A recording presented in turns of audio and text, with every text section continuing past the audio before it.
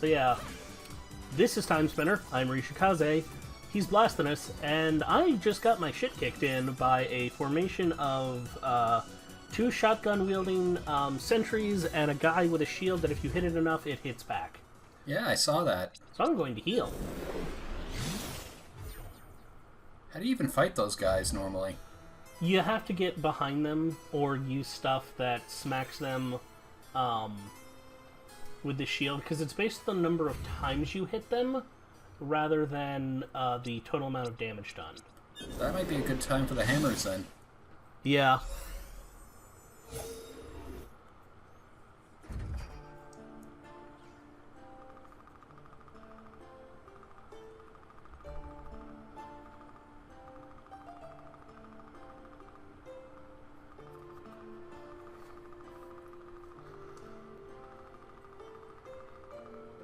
And so I decided to drop in here to see if I could get more, like, aura rings. But I also managed to pick up a side quest, which I'm immediately turning in, because I actually got the eel meat. I knew those eels would come in, like, eventually. Yeah. I figured it was going to be a side quest, too, so...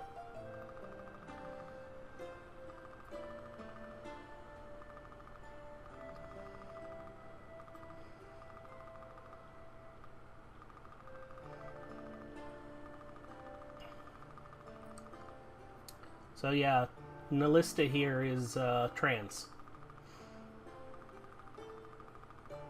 I suppose this to be expected. Yeah, I mean the game is very progressive, and it's not like subtle about that at all. I hear it actually drew a bit of controversy about that from the same sort of folks who were like big into Gamergate. I didn't actually hear anything about that. I mean, the only like thing I've heard about it is that it is not like there's no subtlety to it, and they were like, you know, the fascists are like overwhelmingly fascist. They're almost cartoonishly, but the progressive stuff is done fairly well.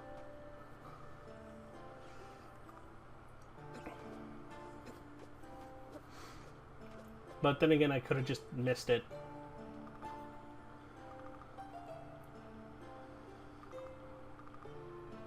I mean, you also had that small detail where the quartermaster guy was mentioning that he's sort of into this portal guard guy, so yeah, it's equal opportunity all over across the board.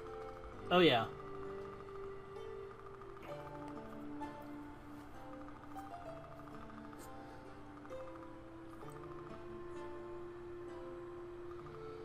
Meanwhile, the next few in this side quest are literally trying to get these two together.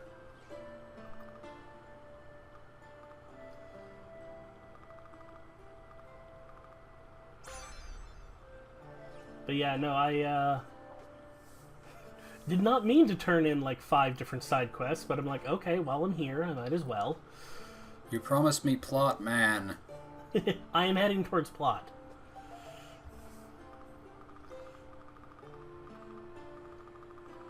I mean, technically, this is most of the plot in the game is their story. Like, the story of these people that we meet. But we are actually headed towards some serious thought about the Lachiemi. I'm curious how long this game would take if you just ignored all the side quest stuff and just made a beeline straight for the plot. 2 hours. Yes, I know that because I've gone back through it.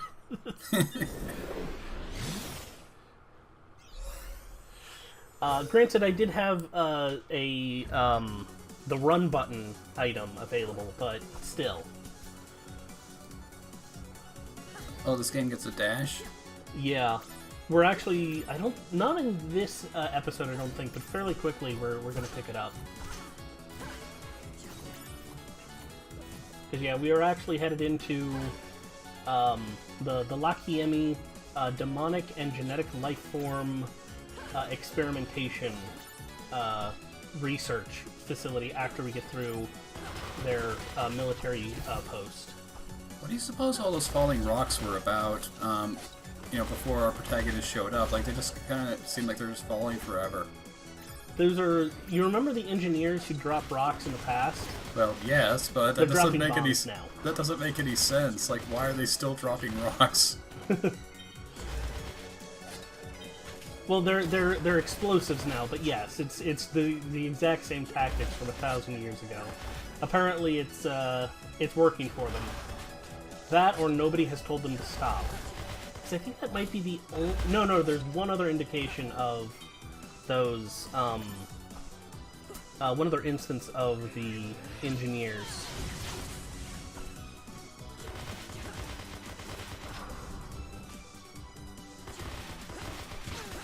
Yeah, nobody ever told them to upgrade from rocks. I like that. Yeah.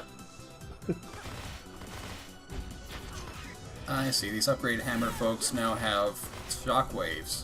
Yes. They are, in fact, a big pain, and that gas mask is what allows us to go back out into the wild area of Lachiemi now, but I did not realize that we needed it before getting it, so da-da-da-da-da-da. I guess I'm okay with the game being open-ended, where you can find things in any order. Like, you don't have to get railroaded into certain plots. Yeah, no, I mean, we were pointed, basically, to check and see if the moon was still, was there now, and I just basically ignored that, because I was thinking, oh, I'm gonna check and see if that, barrier's gone now. And then just started exploring and completely forgot to check. It was not until my second time around that I went, huh, I wonder.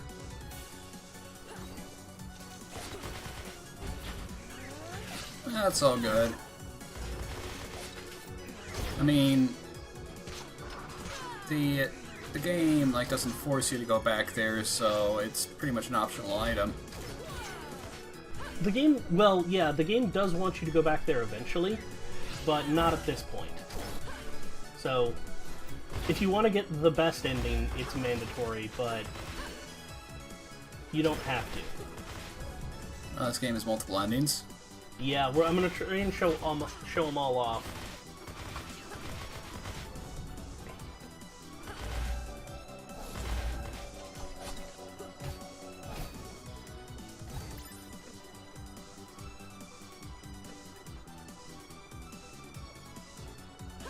You know, this is maybe kind of pointless to tell your past self, but you should probably be using a berry pick-me-up at some point. Yeah. Or you can just do that. Works too, I guess. Yeah, no, I'm just like, I should probably use an item and...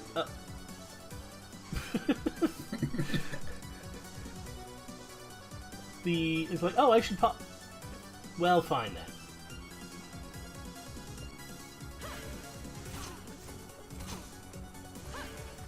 Oh, hey, someone is actually dropping these rocks. They're not just dropping by themselves.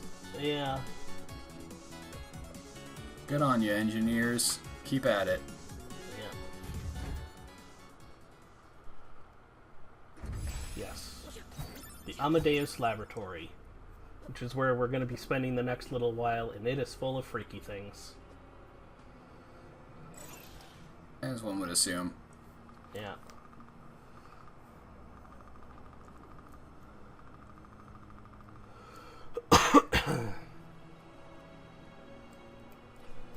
I think our best allies in this entire thing are disinterested scientists who leave the door open.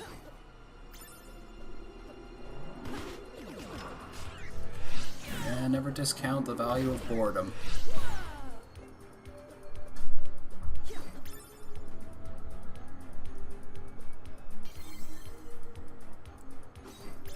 You ever wonder why it is that there's not like a more low-tech version of the checkpoint thing in the past?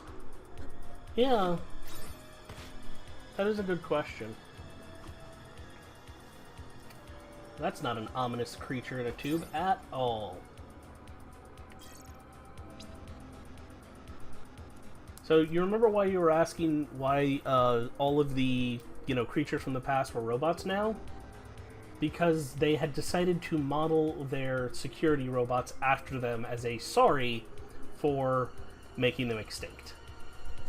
Ah, so now it's also got a not-so-subtle environmental message. Cool. Yep. We're hitting all the notes. All we need now is, an anti-bullying message, and we'll be the 90s. We need a crying Indian somewhere. True. We haven't wiped out an indigenous population yet. I mean, technically, we were the indigenous population wiped out. I think we are the crying Indian.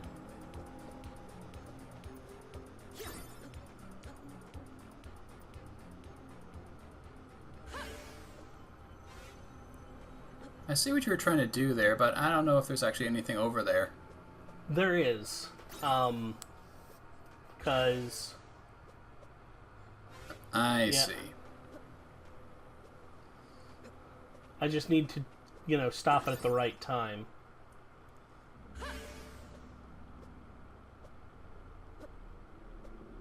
There you go.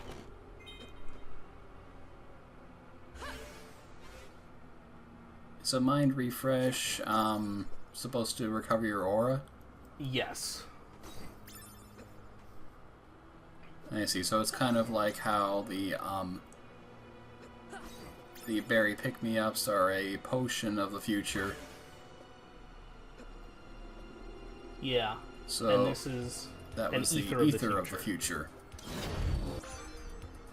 Meet the Eye Orb. It's creepy and fun. And educational. Yeah.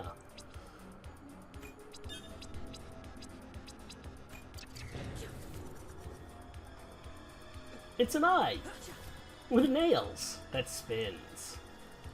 That makes no sense. Yep. Mad science. It doesn't have to. But apparently the eye orb was powering all the containment thingies, so now... Yeah, everything's unleashed. Wow. We are the unwilling instigators of destruction, aren't we? We are. It's great.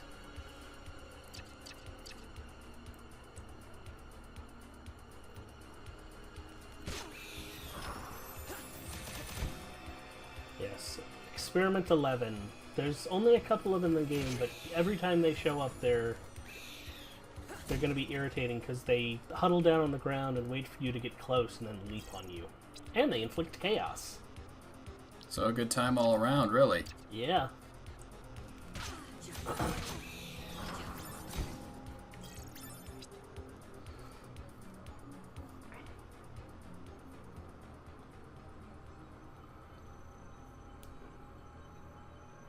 Yeah, so... Yeah, we've got little techno-organic iBots as our latest orb. Everything about this is just getting worse and worse and better at the same time.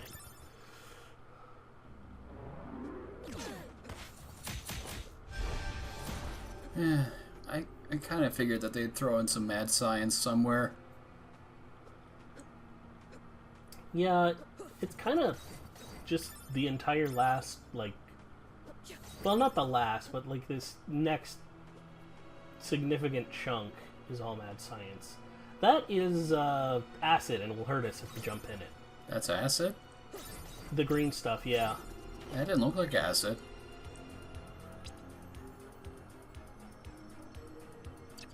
I'm guessing that's going to be like the final part of the Quartermaster quest or something. Yep. I mean, whatever it is, it's something corrosive, so... I don't know, it just kind of looked like, I don't know, Jello or something. I mean, Jello's corrosive. It is? No, I'm kidding. But yeah, no, it just looks like Dayglow. It's not until much later that I actually was like, okay, let's see what the hell... Oh, it does damage. Here's something weird. Let's touch it. Yeah. Let's rub our face up against it. It's how I play D&D. Come on. I mean, usually it's another party member's face, but still.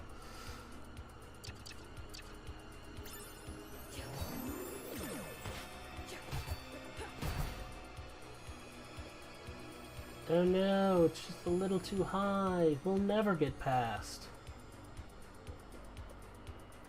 Well, I mean, we are kind of stumped for now. Yeah. I come back thinking, wait, did I kill one of these iBots? Can I jump off of this guy? But no, there's actually...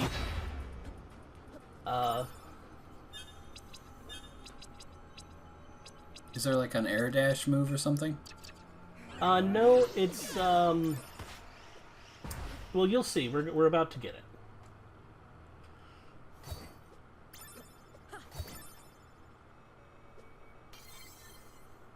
I have noticed it's been a while since we fought a boss, so...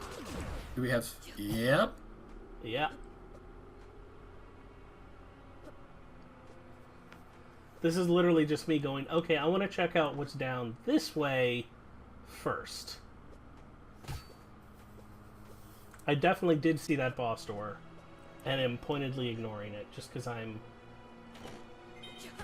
Gotta find all the secrets, right? Yeah. And this is a big one.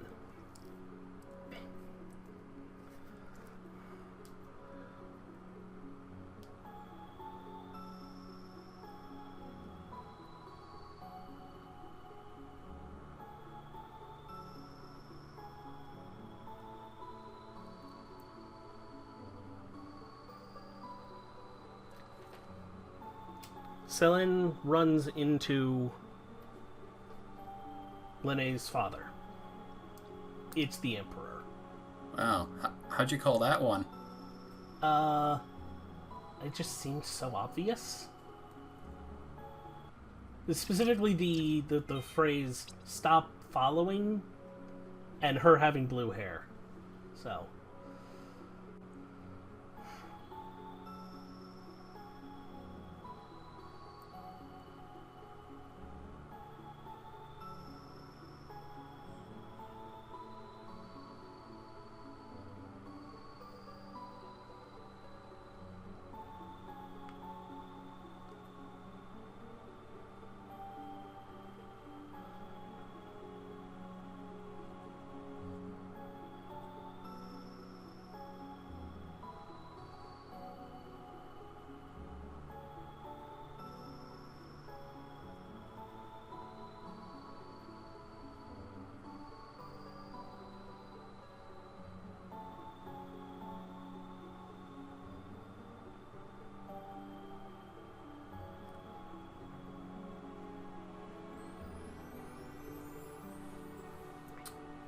Yeah. Yeah.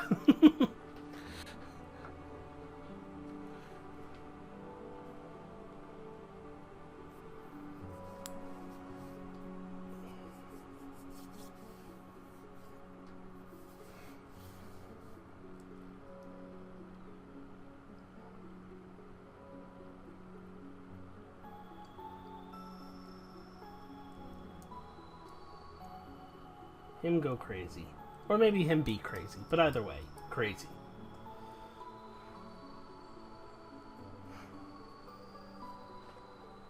Is that the only cuss word in this entire game? I don't think I've heard one before now. That might be the only one. There might be one or two later, but... This game seems to be fairly clean as far as language goes. Oh yeah. It's fairly, like, restricted, like, only the bad guys swear and use slurs. I suppose it's a minor detail to take note of, but you know, it's kind of interesting to note. What the heck is this thing? Experiment 13. Well, It's a horrible monster, but it's not really a boss.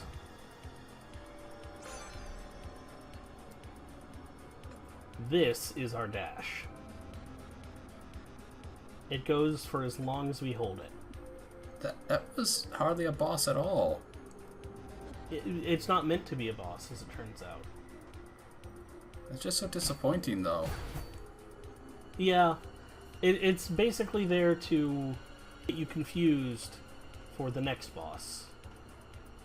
We're going to see in just a little while, but not in this episode. Because what we're seeing right now, when I don't run into an enemy, is finally clearing the gap. Nice. One problem solved.